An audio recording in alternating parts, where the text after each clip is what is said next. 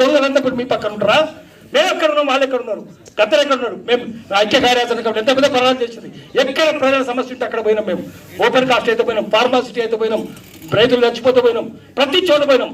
అట్లా త్యాగాలతో వచ్చింది, రాజకీయ నాయకులతో రాలేదు, ఏ రాజకీయ నాయకులతో రాలేదు. కానీ తెలంగాణ కాంగ్రెస్ వాళ్ళు మాత్రం ఒప్పుకునేది లేదు, చంద్రబాబును కూడా ఒప్పుకునేది లేదు.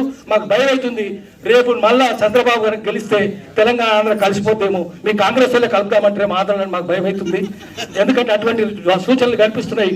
కాబట్టి మిత్రులారా, లాఠీ లేపడానికి లాఠీ పట్టుకునే ఉందాం, లూటీ చేసే లాఠీ లేపుదాం. మేము 2వ తారీఖు నాడు జరిగేది మేము బాయ్కాట్ చేస్తున్నామని ఇప్పుడే హెచ్చరిస్తున్నాము, అట్లా ప్రకటిస్తున్నాము. మేము రావాలంటే మీరు దానికి అర్హత సంపాదించాలి, లేకపోతే చేసిన తప్పులని సరిదిద్దుకోవాలి. లేకపోతే మేము తెలంగాణ ప్రజలకు పిలిపిస్తున్నాము, జనవరి 2వ నాడు మీరు చేసే సన్మానాలకు ఏ ఉద్యమకారులు పోవద్దని చెప్పి మేము శాసిస్తున్నాం. నమస్కారం.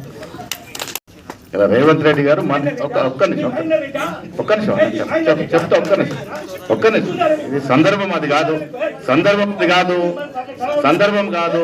మీరు మాట్లాడడం తప్పు, 100% తప్పు. నేను మాట్లాడడం తప్పు అంటాను. ఇంత సందర్భమే కాదు, మీరు మాట్లాడకూడదు అట్లా. సందర్భమే కాదు, మీరు మాట్లాడే సందర్భం కాదు అది. ఎట్లా మాట్లాడతారు మీరు? అరే మన ఆదరించలేదు, ఆదరించడం ముఖ్యమంత్రి రెడీ ఉంటే మీరు రానంటే ఏమన్నట్టు? అది కామెంట్ చేయడానికి వచ్చారా మీరు? మీ వ్యక్తిగత స్టేట్మెంట్ బయట ఇవ్వండి, ఇక్కడ కాదు కదా. జూన్ 2న జరిగేటటువంటి సందర్భము మన తెలంగాణ కోసం మనం జరుపుకున్న పండగ అది. మీరు కాంట్రాడిక్ట్ చేసేట్లవుతానా? ఇది సందర్భం కాదు.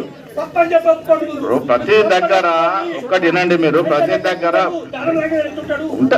ఇప్పుడు రాజకీయ అవసరాలు వేరు. రేపు తెలంగాణ కోసము తెలంగాణ మీరు తప్పు మాట్లాడుతున్నారు.